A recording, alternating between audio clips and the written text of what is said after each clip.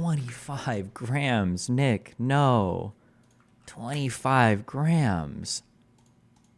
And a firearm? Does that mean that he's like going to lose his right to own a firearm like forever? Because is it automatically assumed if you get caught with drugs and a gun that you lied on your 4473? Or how does that? I don't know what the. I probably should know. Presenting yourself at this point? Yes, sir. Okay. Count one is second-degree possession, 25 grams or more of cocaine or. I wonder what he thought of Hunter Biden. It wouldn't surprise me if Nick came down on Hunter for like Burisma shit because of the Trump bullshit. It also wouldn't surprise me if he didn't say anything on it. I would be really surprised if he came down on Hunter for drugs, though. Does Nick? I don't know if I've ever heard Nick like police like drugs like that. That seems like it would be wild.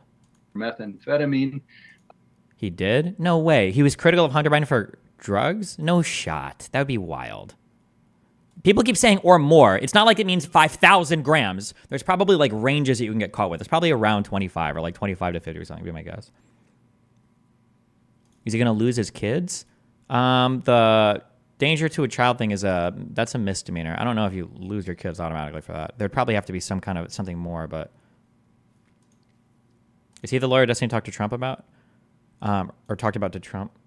No, talked to Trump. Talked about Trump too. Jesus. He's the one that I argued with about the state's plenary authority relating to the 14th Amendment, Section 3 shit. And I think we've talked one time before. I say we disagree with all of this stuff politically, but like addiction and everything is sad. Addiction is sad and hard. Oh man, dude. For mental illness and for addiction, gatekeeping is like really lame. I don't like to gatekeep anything, but for addiction and mental illness stuff, like you don't understand how much of your brain is wired to think a certain way. Like if somebody has problems with addiction or mental illness, you can't even get yourself in the state of mind that they're in. You can LARP or try. You can't, but you really can't. You really can't. You just have no idea. Yeah, it's a rough road to go down.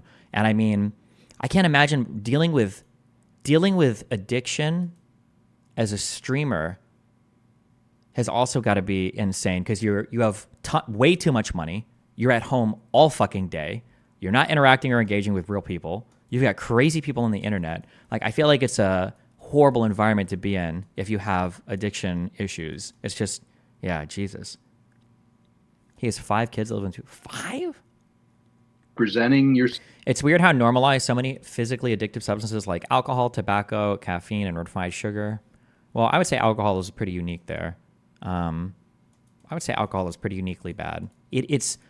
I think different arguments can be made for nicotine, especially like cigarettes and stuff.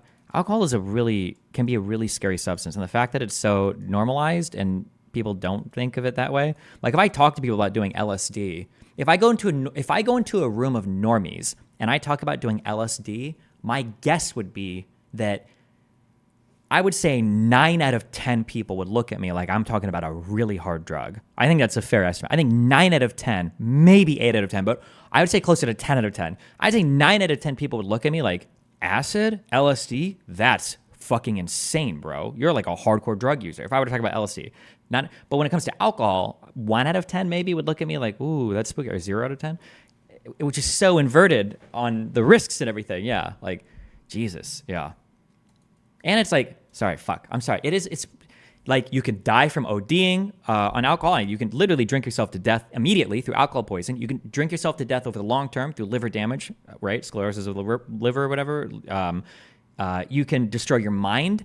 I think if you're addicted enough to alcohol, I think you can die from withdrawal. Your body, you will die. Not like when you're trying to get off like opiates, like heroin, like, oh, you'll die. No, you won't. It'll just suck a lot. Like for alcohol, if you stop, you can die. You will just die. Yeah, it's just like, geez. And it's available everywhere. And it's like part of our social phenomenon. On weekends, you go out, people are drinking. It's impossible to get away from socially. Like it's a lot. It's a lot. Presenting yourself at this point? Yes, sir. Okay. Count one is second-degree possession, 25 grams or more of cocaine or methamphetamine. This is in violation of Minnesota Statute 152, .022 subdivision 2 print A print 1. Ding dong is the not maximum sentence for that count is 25 years in prison and or a $500,000 fine. Holy shit. Count 2 is possession of ammunition or any firearm with the user of controlled substances. This is a gross misdemeanor, so the maximum sentence is 364 days in the Candiwai County Jail and or a $3,000 fine. Count 3, endangerment of a child when present with a sale or possession of a controlled substance. Oh, he's again fucked. A gross misdemeanor. Maximum. Get all your coke out, Nick, and kill yourself, you stupid motherfucker. Jesus. Someone has. I'm going to warn everyone again. This is a court proceeding. If you were in a courtroom with me, I would remove you. So I'm curious if it was cocaine or methamphetamine, because 25 grams of coke is wild, but 25 grams of meth is real loud. My guess was it's got to be cocaine, right? What the fuck are you doing with 25 grams of meth? Isn't that like a lifetime supply? Not really, but like that would be an ungodly amount of methamphetamine. It's got to be cocaine. I can't stop the Zoom bombers. Any violation of that will be removed. Ms. Block? Judge, I just disabled people the ability to unmute themselves, so I will work to unmute people as the clerk they need to did it. speak to The court clerk this is a morning. hero. All right, thank you. Aside from Mr. Rekieta and Mr. Kornahachi, no one needs to at this point. Lastly, I think I was saying that the count 3 gross misdemeanor has a maximum sentence of 364 days and or a $3,000 fine. It's not that much meth. You plow through that as a heavy user. What does a heavy user mean? If you're eating meth, isn't like 40 to 50 grams considered like no, not 40 50 grams. Isn't 40 to 50 milligrams considered like a pretty heavy dose? And that's going to last you a full day, right? I guess if you're addicted, I don't know, maybe you're doing 50 plus. Isn't this high for methamphetamine? Isn't it isn't it 12 plus hours? Oh, this is total is 8 to 12 hours, up to 24 hours for irregular users. Well, I guess you can double the time to do drugs though, because you're not sleeping ever, so. If you're doing 50 milligrams a day and you get busted with 30 grams would be 30,000 milligrams, right? If you did 50 a day, that's a 2-year supply. If you do 100 a day, that's still like about a year's supply. Sorry. If I created a world where presidential debates are conducted on computers so the citizens can analyze the candidates' research abilities, what kind of searches would you like to see them engage in? The number of sick burns and dunks. Aren't you technically doing a kind of meth for ADHD? Methamphetamine is, I don't know why, but that methyl group makes it go into the brain easier. For amphetamines, your body has to do a little bit more work to get it up there. It's kind of the same-ish drug, but methamphetamine crosses blood-brain barrier a lot easier. I don't know why, but there's a reason why it does. But they're kind of similar in, or not similar, they're identical in action. But when people think about methamphetamine, the problem is it's not the difference between methamphetamine and amphetamine is not important. It's usually we're talking about the differences in dosing. Nobody does 5 to 10 like milligrams of methamphetamine. They're doing like 30, 40, 50 plus. So it's a different, the dose is just massive. Mr. Rekieta, For the love of God, I'm about to have a panic attack here, mate. What is your favorite cheese? I don't have a favorite cheese. If it's got a fancy name, I'll probably like it. Hi, I am 2 years clean with the 12-step program. If you want to talk about it or the nature of addiction. Thanks, buddy. Also depends on if you shoot, snort, or smoke. Oh, yeah, that's true too, maybe, yeah. 64 days and or a $3,000 fine. Mr. Rekieta, you understand what you've been charged with, and second question, the maximum sentences associated with each count? Yes, Your Honor. All right. Now, Yeah, I don't Your mean Honor. to insult your intelligence, given you are an attorney, but it's important that I know that you understand your rights here. First of all, I wonder how ordinary it is for an attorney to represent themselves in like simple criminal matters. I feel like for simple criminal cases, it's probably not that difficult, the representation, right? So maybe there's not. I wonder how common that is. I have no idea. I don't know, Rekieta. I doubt he had a background in criminal law, right? I don't know how much of these YouTube lawyers practiced before they got into YouTube. I don't mean YouTube lawyer derisively, but for simple stuff, it's fine. Usually a plea out. Yeah, I understand that, Leons. I feel like misdemeanor possession charges and shit are probably easy. Is this a felony charge for 25 plus grams? Did they say here? Hold on. Maximum was like over a decade in prison, right? For the max. Presenting yourself at this point? Yes, sir. Okay. He's representing Count himself, one as they is just second said. degree possession, 25 grams or more of cocaine or methamphetamine. This is in violation of Minnesota statute 152.022, subdivision 2, print A, print 1. Ding dong is The not me, in maximum case you're sentence for that. Minnesota, second degree possession, 25 grams. Possession of a controlled substance in the second degree. Oh, possession of a narcotic mixture with a total weight of 25 grams or more, 10 grams or more if a gun is possessed. Oh, so wait, could it have been 10 to 25? People are saying there's more information down here. Why is it second degree? I don't know what the difference between first or second degree for drug offenses are. Second degree sale or possession of a controlled substance is a felony drug charge. So this is a felony charge under Minnesota law. But if you are a user or a seller, bro, what the fuck is that sentence? Are you serious right now? Hold on, you're gonna get a ban for this, but I need to show people first how ridiculous this sentence is. We're having higher standards of typing in these chats, okay? What is this? Ispt it oof, you're a user or seller. You're going for... Oh, wait, hold on. You're going for 2 days. Actually, you're gone for 1 day. Fuck you.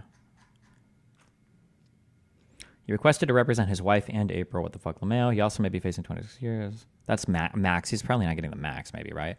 Although the child present and everything, I wonder if that's like an aggravating factor. The child and the gun. Although the gun probably isn't being used in conjunction with the crime, right? It's just there, but you're probably not supposed to have a firearm and have drugs at the same time, I'm pretty sure. But that's a federal thing, right? I don't know if the states care about that. I have no idea, actually. Isn't it kind of strange that he thought the hunter should go to jail for drug addiction while buying a firearm? Just Brandon, wait, link me that. Did he actually ever say that?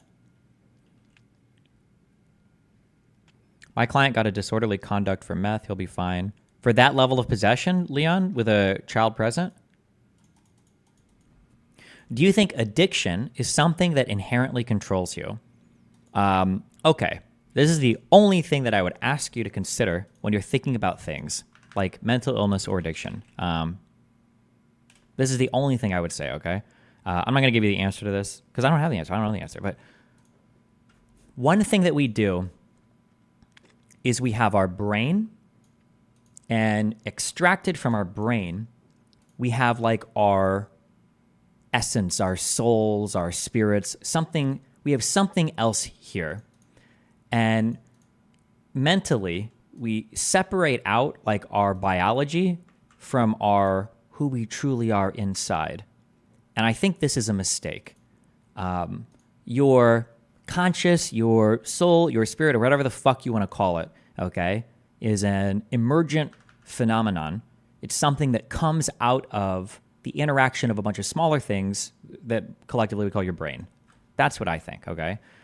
All of these little things together interact, and in all of their little interactions, from these interactions arise your conscious state, right? This emergent thing, okay? When you ask a question like, does addiction control you? Or can you ignore, or, you know, can you fight your depression or whatever? I think that a fundamental, like an ontological mistake is being made because you're assuming that there is this huge barrier between your conscious experience and who you are and the decisions and choices you make versus like this fucking annoying brain thing that just gets in the way sometimes. These two things are one and the same, and they go together. I think it's important to keep that in mind. So when you talk about like, can addiction control you? Like, addiction is you. You are, that is part of who you are.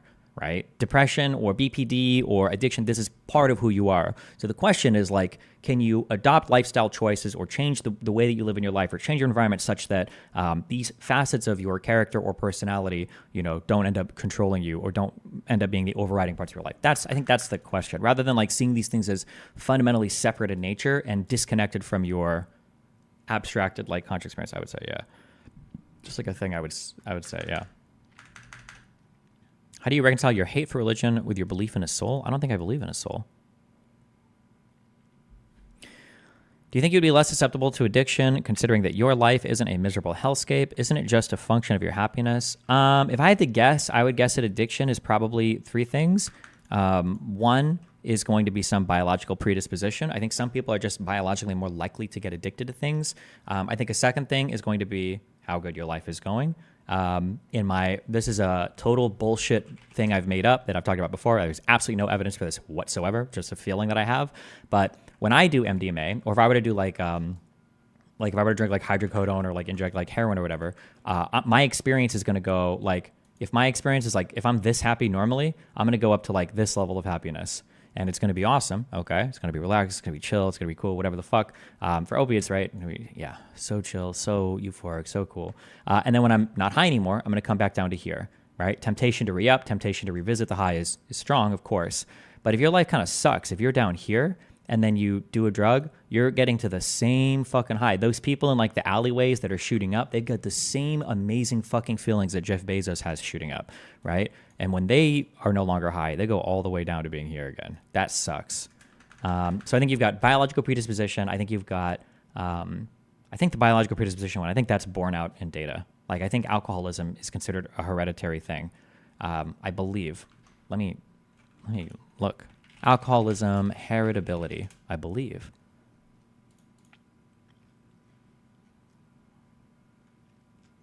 There was no evidence for heterogeneity by study design, sex, or assessment method. The best fit estimate of the heritability of AUD was 0.49, and the proportion of shared environmental variance was 0.10. Estimates being, what is considered a high heritability for, this is 0.49. I think that's decently high, though. Alcohol use disorder is approximately 50% heritable. Multiple genetically informative studies of this syndrome have produced consistent results that support the validity of this heritability estimate, especially given the different potential methodological weaknesses of twin and adoption studies. Okay. So heritability, how much your life normally sucks. And then also, this is something I'm a huge advocate for. I've talked about this a lot recently as well. When you do drugs should be a thing you do to have fun, not a thing to escape from problems. I think that if you ever do a drug to escape from a problem, I think that you can fall into that habit very quickly. And that's a very scary thing to do, yeah.